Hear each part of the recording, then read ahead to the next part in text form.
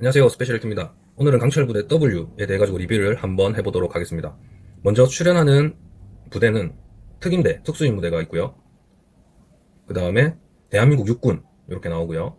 그리고 대한민국 해군 이렇게 나오고요. 그리고 유명하죠. 707 특수임무단 이렇게 나오고요. 그리고 해병대, 그리고 특전사, 자, 이렇게 팀들이 나옵니다. 그래가지고 이전에 강철부대 이제 남자 편에서는 특수부대들이 좀 명확한 부분들이 있죠. 뭐 UDT, SSU, 뭐 특전사, 707 이런 식으로 딱딱 명확하게 특수부대라고 좀 볼 수 있는 곳들이 딱 뭉쳐져서 나오고 있었거든요. 그런데 여군들은 그런 부분들이 좀 명확하지 않은 부대들이 많고, 그리고 딱 명확하게 특수부대다라고 정해진 곳이 없기 때문에 이렇게 나왔다고 생각을 합니다. 특전사나 707은 명확하게 이렇게 나올 수 있는데, 뭐 해군이라든지 공군이라든지 뭐 일반 어떤 육군 이렇게 표현하기에는 좀 애매한 부분들이 있는 것 같습니다. 그래서 육군은 육군대로 따로 이렇게 팀을 만들었지만, 제일 처음에 말씀드렸던 특수임무단 같은 경우도 육군이랑 공군이 섞여 있습니다. 그리고 해군 같은 경우도 특수부대라고 하는 곳이 여군으로만 구성된 것이 없기 때문에 교관, 뭐 그 다음에 일반 어떤 그 해군들을 위주로 해가지고 지원을 받아가지고 이렇게 팀을 결성한 것 같습니다.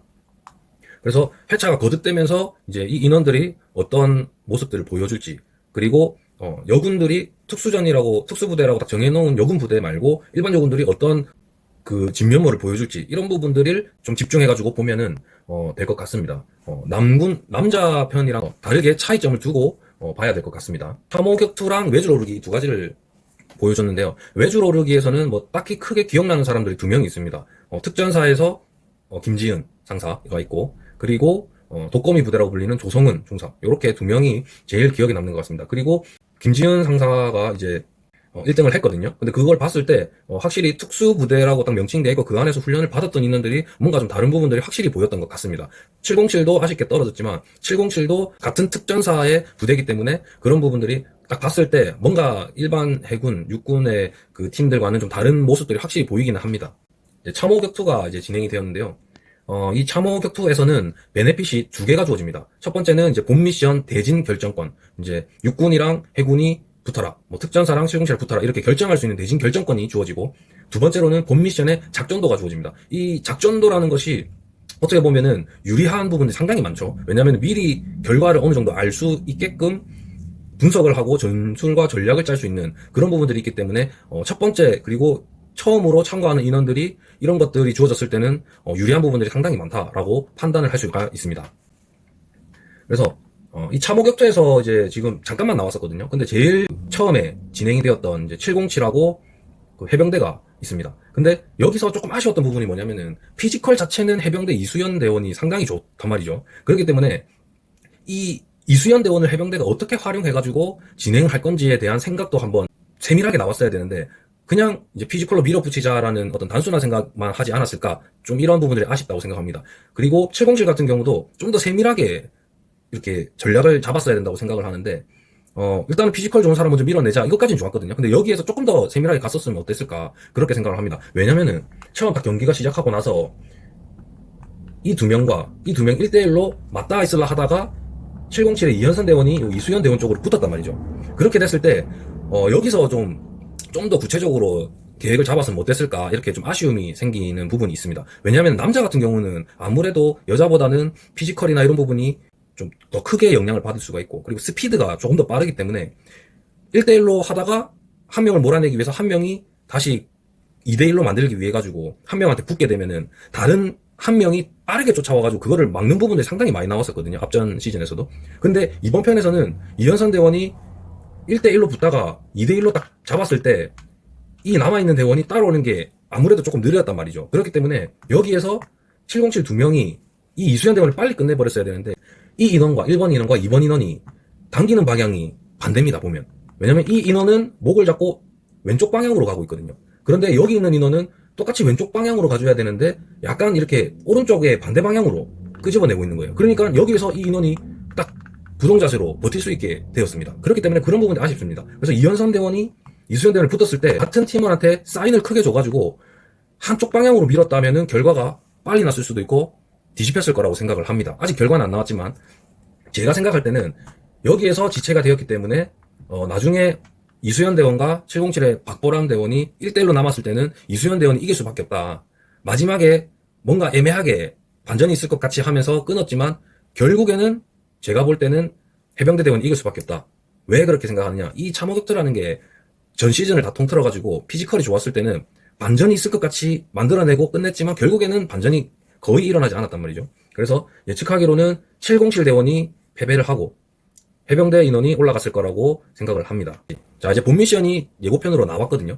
근데 이 본 미션에서 뭐 어떤 작전이다라는 건 알려주지 않고 땡땡땡 작전이다 이렇게 얘기를 해줬습니다. 그래서 본 미션 이제 베네핏이 어떤 것이 있었냐면은 대진 결정권이랑 작전도가 있었죠. 그렇기 때문에 대진은 결정이 돼야 되니까 1대1로 세 개 팀이 맞붙을 거로 예상이 되고 베네핏 두 번째 그 작전도가 있잖아요. 근데 여기에서는 크게 작전도가 많이 중요하지는 않았을 것 같기는 한데 마지막에 누가 사격을 할 거냐, 그 다음에 누가 뭐 어떤 배낭을 메고 뭐 먼저 선서를 정해가지고 할 거냐 이런 부분들밖에 못 정하기 때문에 크게 많이 영향을 받을 것 같지는 않습니다. 하지만 알고 있으면 유리한 부분이 있겠죠. 베네핏을 기준으로 생각해보면 1대1로 각 팀이 맞붙고 그래서 세 개 팀이 이 미션을 수행하게 될 것 같고요. 그리고 이제 작전도가 조졌는데 이 작전도가 뭐 대테러 미션이나 뭐 어디에 어떤 게 숨어 있다 이런 거나 동선이 막 크게 중요한 것 같지는 않거든요. 그래서 그 막 목표점까지 보고 그 목표점까지 쭉 누가 빨리 가서 이 경기를 끝내냐, 그리고 마지막에 어떤 사격이 주어진단 말이죠. 이 사격을 통해 가지고 그 사격 점수나 사격을 완료하는 그 기준에 따라 가지고 어느 정도의 그 페널티가 주어지겠지만 결국에는 타임어택으로 끝날 것 같다 이렇게 생각을 합니다. 왜냐하면은 마지막에 보면 이렇게 페인트 통을 사격하는 것과 마지막 불꽃이 있는 이렇게 사격이 이루어질 것 같으니까 누가 빨리 끝내느냐 그 타임어택이 될 것 같고요. 이 미션의 순서를 한번 생각을 해보면 일단 인원들이 다 그 플레이트 캐리어를 다 가지고 있고 그 다음에 병기를 다 가지고 있습니다. 요거를 기준으로 해서 누가 먼저 빨리 가서 미션을 끝내느냐 타임어택으로 진행이 될 거고요. 그리고 장애물로는 철조망이 있고요. 그 다음에 장애물 극복하는 벽 부수기, 그 다음에 펠리컨 박스 무거운 거 옮기기, 항상 강철 부대에서 나오는 거죠. 최악의 무거운 거를 주는 거죠.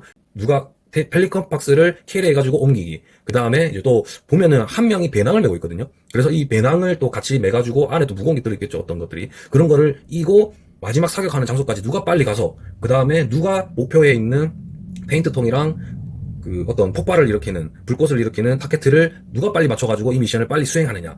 미션의 진행 순서라고 생각을 합니다. 그래서 일단은 피지컬이라든지 어떤 그런 경력이나 이런 부분들을 봤을 때 제일 잘할 것 같은 인원은 일단은 저는 이제 특전사라고 생각을 합니다. 왜냐면은 그 팀장 김지은 상사가 보여줬던 그런 모습들이 이 팀의 가장 이제 강력한 무기가 될 것 같거든요. 왜냐면은 이 상사가 제일 먼저 나서가지고 어떤 거를 하는 팀이 항상 상위권에 포진을 했었습니다.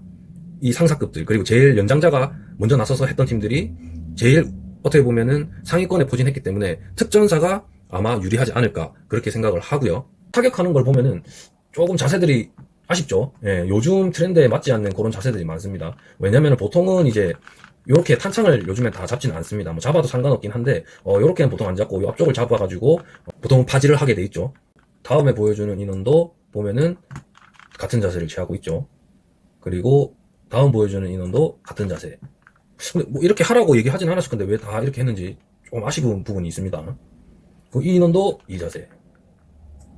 페인트탄이 터지고 폭발 요렇게 미션이 될 것 같고요. 그래서 여기서 이제 인원이 한 명만 아마 사격을 할 것 같습니다. 대표자가. 왜냐하면은 여기 앞에 있는 인원들이 보이죠. 여기는 경계하고 있는 것 같거든요. 경계 방향. 그래서 아마 한 명이 사격을 하지 않을까 그렇게 추측을 합니다. 보면은 지금까지 나왔던 어떤 미션이랑 크게 차이는 없을 것 같습니다. 그런데 이제 여군들이 어떤 다른 결과를 보여줄지, 그 다음에 여군들도 잘하네 뭔가 그런 생각들을 할 수 있게끔 연출을 잘했다면은 크게 나쁘지 않게 재밌게 볼 수 있을 것 같습니다. 여군편들이 생각보다 전체 1편을 봤을 때 재밌더라고요. 남군편 남자들은 뭔가 조금 이제 시즌이 한 3개가 나오다 보니까 조금 지루한 감이 있었는데 여군편으로 하니까 이게 왜 그런지 모르겠는데 좀 다르더라고요, 확실히. 그래서 일단은 1화는 재밌게 봤습니다. 그리고 이제 저의 제일 최애 픽은 일단은 저는 UDT 출신으로서 해군을 가장 이제 잘 해라고 응원을 하는 입장이지만 좀 비주얼적으로 봤을 때는 육군팀이 그래도 인기가 제일 많지 않을까. 왜냐면은 이제 남자들에서도 이제 아무래도 좀 육준서라든지 그런 인원들이 나왔던 그 팀이 인기가 좀 많았거든요. 그런 거 보면은 아무래도 비주얼적으로는 육군이다. 그래서 육군이 어떤 좀 잘하는 모습을 보여주면은 인기가 급상승하지 않을까. 그렇게 또 생각이 됩니다. 한 가지 더 얘기하고 싶은 게 어떤 거냐면, 이 옷이 707이 제일 잘 어울리고요.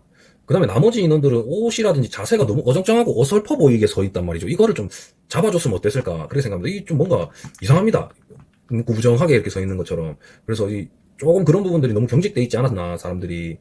좀 그렇게 생각을 합니다.